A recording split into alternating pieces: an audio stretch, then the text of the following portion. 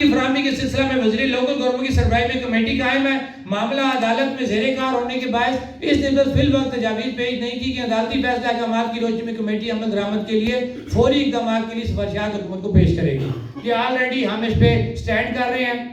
اور اس میں کیونکہ عدالت میں چلا گیا معاملہ, جب عدالت میں چیز چلی جائے تو ہمیں اس پہ رکنا پڑے گا. لیکن ہم اپنے موقع پہ قائم ہیں جو اس نوٹیفیکیشن کے اندر موجود ہے کہ جو ہی وہاں سے معاملہ سیٹل ہوتا ہے عدالتوں سے, حکومت پابند ہے. جو بات ہمارے ساتھ ہوئی ہے وہ ان کے اختیارات, ان کے فنڈ جو ہے کو وہ جاری کرے گی.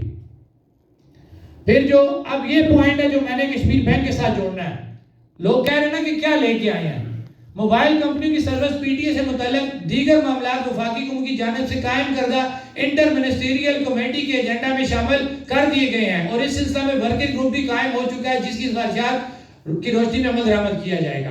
اب بیسک جو ایک اس میں مسئلہ تھا کہ یہاں پہ ہم موبائل سروس جو دے رہی ہیں کمپنیاں, یہاں پہ بھی یہ دیتی ہیں, ان کو ریونیو دینا پڑتا ہے, ان کو ٹیکس دینا پڑتا ہے. یہ آزاد کشمیر کی ریاست چراگاہ بنی ہوئی تھی ہر حکمران کے لیے, ہر کاروباری کے لیے, ہر بڑے بیوروکریٹ کے لیے. جس کا دل چاہتا تھا وہ یہاں پہ زمینوں پہ قبضہ کر رہا ہے, جس کا دل چاہ رہا ہے وہ یہاں پہ بزنس کر رہا ہے بغیر ٹیکس کے, جس کا دل کر رہا ہے وہ یہاں پہ حکمرانی کر رہا ہے, کوئی پوچھنے والا نہیں تھا. یہ پہلی دفعہ جموں کشمیر جوائنٹ عوامی ایکشن کمیٹی نے ان موبائل کمپنیوں سے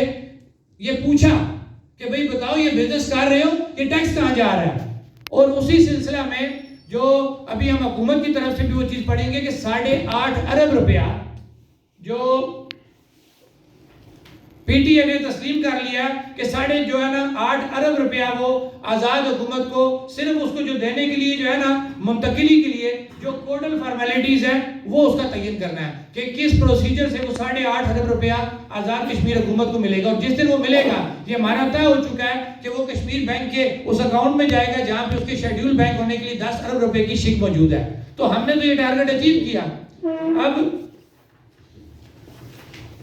اسی طرح اب چلے جائیں پراپرٹی ٹرانسفر ٹیکس کے, اس کے اوپر سے ہمارا کلیئر کٹ ہو گیا کہ جو ہمارا اجلاس ہونا ہے اس کے اندر باقاعدہ, کیونکہ یہ ریونیو کا مسئلہ ہے, اس کے لیے کچھ قانونی چیزیں پوری کرنی پڑتی ہیں, اس کے لیے اسمبلی اجلاس کا بلانا اور اس میں اس کا ریشو کا تعین کرنا ضروری ہے. اس سے مکمل اتفاق ہو گیا ہے کہ پراپرٹی ٹیکس میں کمی کرتے ہوئے ہمارا مطالبہ ہے پنجاب یا کے پی کے مطابق ہمارا جو ادھر کا ٹیکس بنتا ہے اس کے مطابق اس پہ انہوں نے ایگری کیا ہم سے کہ جو ہی ہمارا جو اگلا اجلاس آئے گا ہم یہ تمام چیزیں اس کے اندر رکھ کے آپ کا جو پرسنٹیج کم کرنی ہے وہ ہم کم کر دیں گے.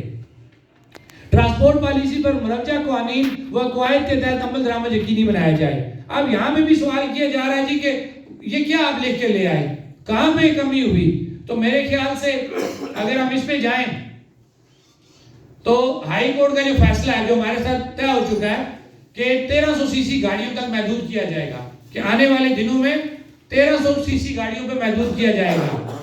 اور اس کے ساتھ ساتھ ابھی ریسنٹلی آپ کل پرائم منسٹر کی آپ خود ایک زبانی بات سن لیں کہ انہوں نے کہا ہے کہ یہ ختم ہو گیا گاڑیوں والا معاملہ, کوئی بھی نئی گاڑی پرچیز نہیں ہوگی اور تمام لوگوں کو چھوٹی گاڑی پہ آنا پڑے گا. اور بائیو میٹرک کو کرنے جا رہے ہیں کہ جب بائیو میٹرک ہو گیا تو بتانا پڑے گا اس آفیسر کو جو گوالا پار گاڑی لے کے جاتا تھا یاشی کے لیے, وہ بتائے گا اب کہ اس کا کون سا ایسا پروگرام ہے کہ اس کو میٹنگ کے لیے وہاں جانا پڑا, وہ گاڑی لے کے جا رہا ہے. تو آپ کس طرح کہتے ہیں کہ ہمیں یہ کامیابی حاصل نہیں ہوئی؟ کیا پرائم منسٹر صاحب کو پہلے یہ باتیں یاد نہیں تھی؟ یہ باتیں ہم نے یاد کرائی ہیں, ان حکمرانوں کو یہ باتیں جموں کشمیر جوائنٹ عوامی ایکشن کمیٹی نے یاد کرائی ہیں.